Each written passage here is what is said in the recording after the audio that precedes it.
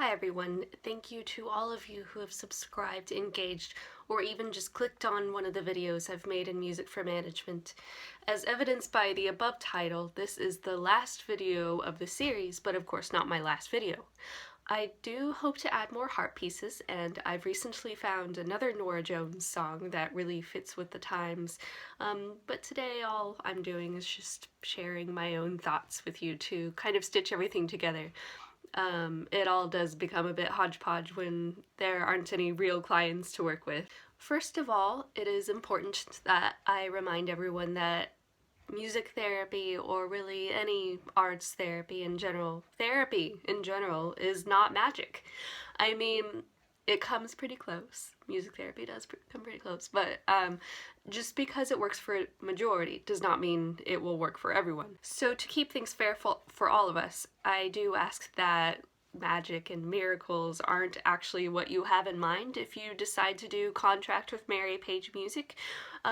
It's important, very important, to think of it more as a learning experience, because that's literally what makes therapy heal in the first place.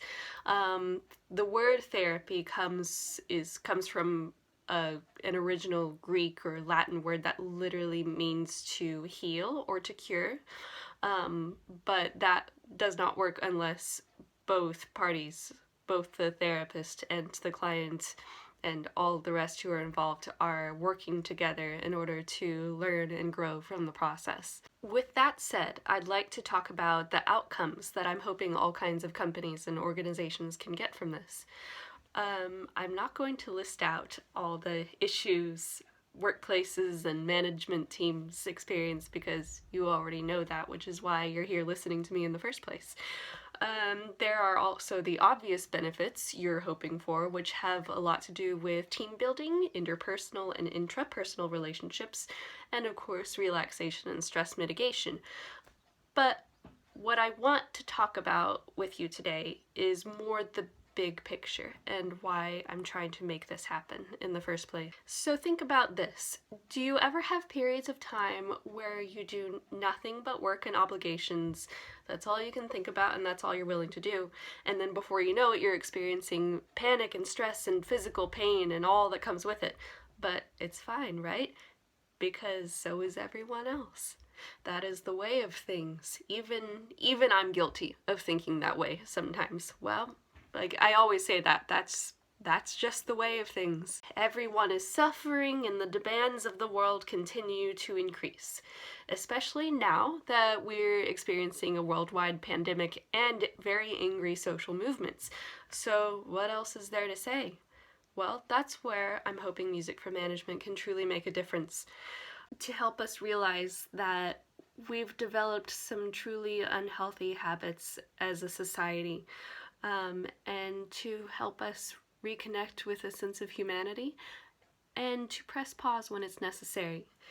Yes, it's valid that everyone is mentally ill right now and that things are falling apart, but here's the thing. Is it okay? Why are we all okay with it? Why are we all okay with it, and why is that now the way of things? How long has it been the way of things? I'm hoping that not only can your team get the results you're after, but also develop some newer, healthier habits in your personal lives.